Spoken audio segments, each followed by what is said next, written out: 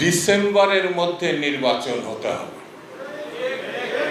আপনি ডেট যদি না দিতে পারেন আমরা একটু অপেক্ষা করবো, তাহলে আমরা ডেট দিয়ে দেব। আমরা ডেট দিয়ে দেব। সবার আগে বাংলাদেশ। বলেন তো একবার, সবার আগে। একটা শব্দের মধ্যে পুরা লক্ষ্যটা কিভাবে জনাব তারেক রহমান সাহেব উচ্চারণ করেছে। সবার আগে বাংলাদেশ, সবার আগে বাংলাদেশ।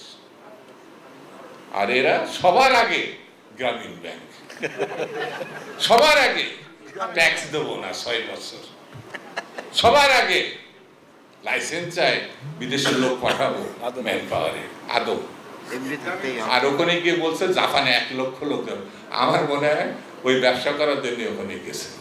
সরকারের এবং বিএনপি দেশের মানুষের জন্য সেটি হচ্ছে ডিসেম্বরের মধ্যে নির্বাচন হতে হবে। আপনি ডেট যদি না দিতে পারেন আমরা একটু অপেক্ষা করবো, তাহলে আমরা ডেট দিয়ে দেব। আমরা ডেট দিয়ে দেব। আপনাদের কর্মচারী এখানে যারা পুলিশ, এখানে প্রশাসন, দেশের মানুষের অর্থে চলে আছে। এখন সবাই ছাত্র রাজনীতি করতে, ছাত্রদল কিন্তু এখনো মাঠে আছে, বিএনপি মাঠে আছে, যুবদল মাঠে আছে, শ্রমিক দল মাঠে আছে, স্বেচ্ছাসেবক দল মাঠে আছে, মহিলা দল মাঠে আছে। তারেক রহমান এখনো চূড়ান্ত কথাটা বলে নাই। আমরা মাঠেই আছি।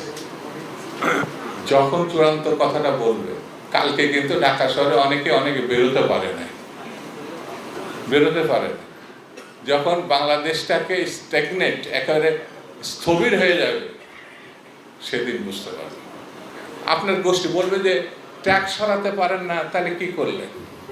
আরে ভাই, আমাদের নেতা কর্মী 5,000 নেতা কর্মী তারা শহীদ হয়েছে। কথা সত্য না মিথ্যা? সেটা কিন্তু বলবে না যে বিএনপি তারেক রহমান সাহেবের নেতা কর্মী 5,000 16 বছরে নিখোঁজ অথবা গুম হয়েছে। যে প্রার্থী দেখবেন যারা ইলেকশনে বিরোধিতা করছে, প্রার্থী কিন্তু সব দেওয়া শেষ। 300 প্রার্থী দিয়ে দিয়েছে। আমি একেবারে চ্যালেঞ্জ করে বলছি, জামাতে ইসলামের যে প্রার্থী, তার স্ত্রী যদি তার সামনে প্রকাশ্যে ভোট না দেয়, দেখবেন গোপনে দিলে পরে সে ধানের শীষে ভোট দেয়।